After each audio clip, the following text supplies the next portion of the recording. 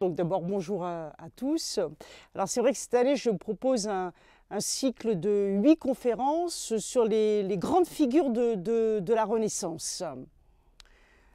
Et si vous me demandez quel est l'objectif de ces conférences, je dirais que, vous savez, chaque période de l'histoire, chaque époque, a ce que l'on peut appeler des personnages types qui sont tout à fait représentatifs de leur époque, par ce qu'ils sont, par ce qu'ils font, ils sont représentatifs de l'évolution de la société.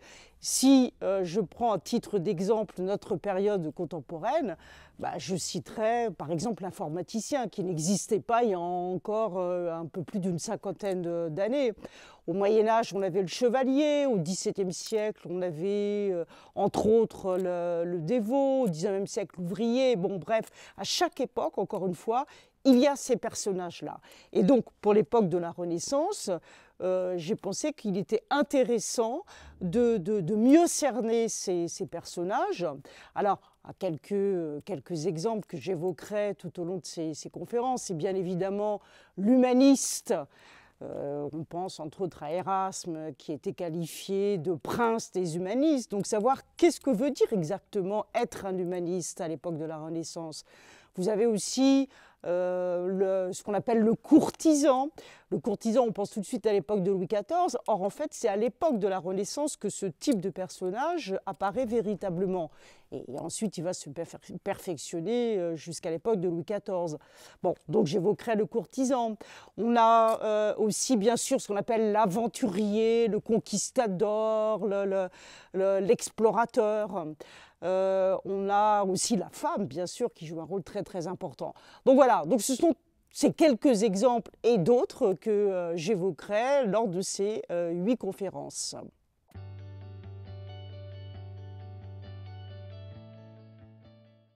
Alors, je ne vais pas présenter une bibliographie détaillée, on verra au fur et à mesure des conférences, mais s'il y avait qu'un seul livre à regarder, à consulter, et peut-être donc à lire dès à présent avec précision, c'est ce livre d'un auteur italien, Eugenio Garin, livre qui a été traduit en français et publié en plus en livre de poche, qui s'intitule tout simplement « L'homme de la Renaissance ». Et vous voyez, au cœur du titre, c'est l'homme.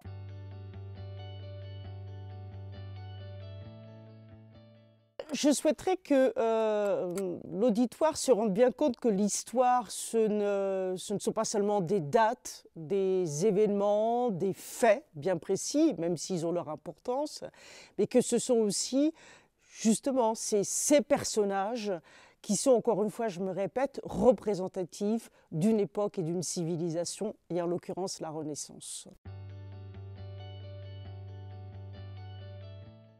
Donc si vous êtes intéressé par ce type de conférence et par ces personnages de la Renaissance, je vous donne tout simplement rendez-vous en 2022-23 pour ce cycle de conférences. Merci à vous.